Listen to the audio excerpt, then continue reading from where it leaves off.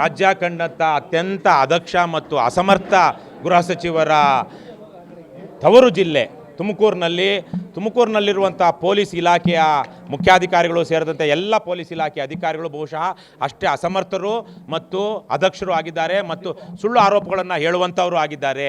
ಮೊನ್ನೆ ಸಾರ್ವಜನಿಕವಾಗಿ ಸಾಕ್ಷಿಗಳಿರುವಂಥ ವಿಚಾರದಲ್ಲಿ ಒಬ್ಬ ಮಹಿಳಾ PSI ಹೆಸರಲ್ಲಿ KRS ಪಕ್ಷದ ಇಬ್ಬರು ಉಪಾಧ್ಯಕ್ಷರು ಒಬ್ಬ ಕಾರ್ಯದರ್ಶಿಯ ಮೇಲೆ ಸುಳ್ಳು ಆರೋಪಗಳನ್ನು ಹೊರಿಸಿ ಅದರಲ್ಲಿ ಉಪಾಧ್ಯಕ್ಷರನ್ನ ಜೈಲಿಗೆ ಕಳಿಸಿರುವಂಥ ಕೆಲಸವನ್ನು ತುಮಕೂರು ಭ್ರಷ್ಟ ಪೊಲೀಸ್ ಇಲಾಖೆ ನೀಚಾತಿ ನೀಚ ವರ್ತನೆಯಿಂದಾಗಿ ಮಾಡಿದೆ.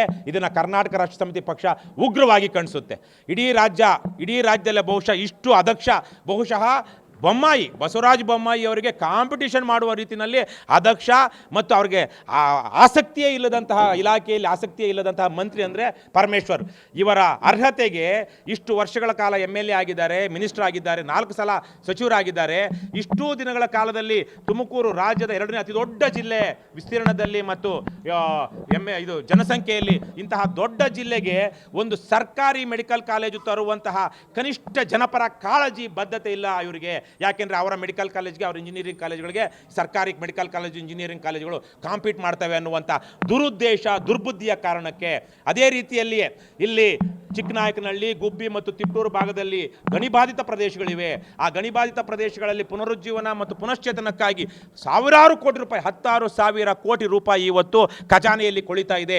ಅದಕ್ಕೆ ಒಳ್ಳೆಯ ಯೋಜನೆಗಳನ್ನು ತಂದು ಆ ಭಾಗದಲ್ಲಿ ಒಂದಷ್ಟು ಅಭಿವೃದ್ಧಿ ಮಾಡುವಂಥ ಅವಕಾಶಗಳಿದ್ದರೂ ಕಳೆದ 3 ವರ್ಷಗಳಿಂದ ಅದ್ಯಾವುದನ್ನೂ ಮಾಡದೇ ಇರುವಂಥ ಒಬ್ಬ ಅದಕ್ಷ ಮತ್ತು ಅಸಮರ್ಥ ವ್ಯಕ್ತಿ ಯಾರು ಪರಮೇಶ್ವರ್ ಅವರು.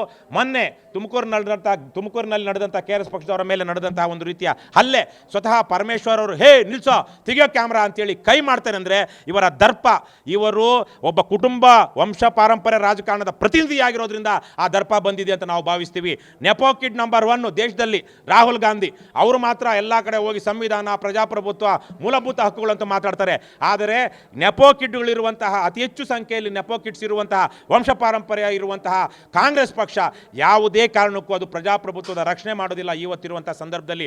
ಹಾಗಾಗಿ ಪರಮೇಶ್ವರ್ ಅವರು ನಮಗೆ ಈಗಾಗಲೇ KRS ಪಕ್ಷಕ್ಕೆ ಪರಮೇಶ್ವರ್ ಅವರ ಚೇಲಾಗಳು ಅವ್ರನ್ನ ಧಮಕಿ ಹಾಕಿದ್ದಾರೆ, ಅದನ್ನು ಕಿಡಿಕಾರಿದ್ದಾರೆ. ಇವತ್ತು ಪತ್ರಿಕೆಗಳಲ್ಲಿ ಬೇರೆ ಬೇರೆ ರೀತಿಯಲ್ಲಿ ಬಂದಿದೆ. ಇಂಥ ಯಾವುದೇ ಗೊಡ್ಡು ಬೆದರಿಕೆಗಳಿಗೆ ಕರ್ನಾಟಕ ರಾಷ್ಟ್ರ ಸಮಿತಿ ಪಕ್ಷ ಹಿಂದೇನು ಎದುರಿಲ್ಲ, ಮುಂದೇನು ಬೆದರೋದಿಲ್ಲ. ಇಂಥ 10 ಕೇಸುಗಳಾದ್ರೂ ನಮ್ಮ ಹೋರಾಟ ಮುಂದಕ್ಕೆ ಹೋಗೇ ಹೋಗುತ್ತೆ. ಈ ಭ್ರಷ್ಟ ಪೊಲೀಸರು, ಭ್ರಷ್ಟ ಅಧಿಕಾರಿಗಳು, ತುಮಕೂರಿನ ಜಿಲ್ಲಾಧಿಕಾರಿ ಅವರು ಮಾಡಿರುವಂಥ ಅಕ್ರಮಗಳ ಬಗ್ಗೆ ಹಲವಾರು ಆರೋಪಗಳು ಸಾಬೀತಾಗಿರುವಂಥ ಸಾಕ್ಷಿಗಳಿದ್ರೂ ಇವತ್ತಿಗೂ ಅವರು ವರ್ಗಾವಣೆ ಆಗಿಲ್ಲ. ತುಮಕೂರಿನ ಪೊಲೀಸ್ ವರಿಷ್ಠಾಧಿಕಾರಿ ಇಡೀ ಇಲಾಖೆ ಹದಗೆಟ್ಟು ಹೋಗಿದೆ. ಇಲ್ಲಿ ಅತ್ಯಾಚಾರ ಮಾಡುವಂಥ ಅಧಿಕಾರಿಗಳಿದ್ದಾರೆ, ಕೊಂದು ಹಾಕುವಂಥ ಲಾಕಪ್ನಲ್ಲಿ ಹೊಡೆಯುವಂಥ ಅಧಿಕಾರಿಗಳಿದ್ದಾರೆ. ಆದರೆ ಇವರೆಲ್ಲ ಇದ್ರೂ ಇಂತಹ ಒಂದು ಇಲಾಖೆಯನ್ನು ಸರಿಪಡಿಸುವಂಥ ಯೋಗ್ಯತೆ ಇಲ್ಲದಿರುವಂಥ IPS ಆಫೀಸರ್ಗಳು ಇಲ್ಲಿದ್ದಾರೆ. ಇವರ ಎಲ್ಲರೂ ಯಾಕೆ ಅಲ್ಲಿದ್ದಾರೆ ಅಂದರೆ ಪರಮೇಶ್ವರ್ ಅವರ ಕಾರಣಕ್ಕಿದ್ದಾರೆ. ಕರ್ನಾಟಕ ರಾಷ್ಟ್ರ ಸಮಿತಿ ಪಕ್ಷ ಮುಂದಿನ ದಿನಗಳಲ್ಲಿ ಪರಮೇಶ್ವರ್ ಅವರು ಭಾಗವಹಿಸುವಂಥ ಕಾರ್ಯಕ್ರಮಗಳಿಗೆ ಸರ್ಕಾರಿ ಕಾರ್ಯಕ್ರಮಗಳಿಗೆ ಹೋಗುತ್ತೆ, ಪ್ರತಿಭಟನೆ ಮಾಡುತ್ತೆ, ಧರಣಿ ಮಾಡುತ್ತೆ. ನಾವಲ್ಲಿ ಅವರ ಕಾರ್ಯಕ್ರಮದಲ್ಲಿ ಹೋಗಿ ಜನರಿಗೆ ಅವರ ಯೋಗ್ಯತೆಯ ಅನಾವರಣವನ್ನು ಮಾಡ್ತೀವಿ. ಒತ್ತಾಯ ನಮ್ದು ಯಾರಿಗೆ ಮನವಿ ನಿಮ್ಗೆ ಕೊಡ್ತಾ ಇಲ್ವಲ್ಲ. ಪರಮೇಶ್ವರ್ ಅವರು ತುಮಕೂರಿಗೆ ಅಂಟಿರುವಂತಹ ಶಾಪ, ಆ ತುಮಕೂರಿನ ಜನ ಅವರ ರಾಜೀನಾಮೆಯನ್ನು ಕೇಳಬೇಕು. ಸರ್ಕಾರ, ಕಾಂಗ್ರೆಸ್ ಪಕ್ಷದವರು ಅವರು ನಿಜಕ್ಕೂ ನಾವು ಪ್ರಜಾಪ್ರಭುತ್ವ ಪರ ಇರುವಂಥವರು ಅನ್ನೋದಾದರೆ ಪರಮೇಶ್ವರ್ ಅವರ ರಾಜೀನಾಮೆಯನ್ನು ತಗೊಳ್ಬೇಕು, ಅವ್ರ ಮೇಲೆ ಆ್ಯಕ್ಷನ್ ಆಗಬೇಕು.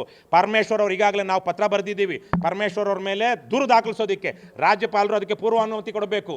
ಇಲಾಖೆ ಎಲ್ಲ ಅಧಿಕಾರಿಗಳು ಅಲ್ಲಿದ್ದಂಥ ಮೊನ್ನೆ ಯಾರೆಲ್ಲ ಇವರಿದ್ದರು ಸಾಕ್ಷಿಗಳಿದ್ದರು ಅಧಿಕಾರಿಗಳು ಅವ್ರ ಮೇಲೆ ಎಲ್ಲ ಕೇಸ್ ದಾಖಲಿಸ್ತಾ ಇದ್ದೀವಿ. ಪರಮೇಶ್ವರ್ ಅವ್ರ ಮೇಲೇನೂ ಸಹ ನಾವು ಕೋರ್ಟ್ನಲ್ಲಿ ದಾಖಲು ಮಾಡಿ ಮತ್ತು ಈ ಪ್ರಕರಣದಲ್ಲಿ ಮಂಜುಳಾ ಅನ್ನುವಂಥ PSI ಏನು ದೂರು ಕೊಟ್ಟಿದ್ದಾರೆ ಈಗ ನಮ್ಮ ಪಕ್ಷದ ಮುಖಂಡರುಗಳ ಮೇಲೆ, ಆ ಪ್ರಕರಣದಲ್ಲಿ ಪರಮೇಶ್ವರ್ ಅವರನ್ನು ಸಾಕ್ಷ್ಯ ಮಾಡಿ ಅವರನ್ನು ಸಹ ಕೋರ್ಟಿನ ಕಟಕಟೆಗಳಿಸ್ತೀವಿ. ಅದಾಗೋದಕ್ಕೆ ಮೊದಲು ಪರಮೇಶ್ವರ್ ಅವರು ರಾಜೀನಾಮೆ ಕೊಡಬೇಕು.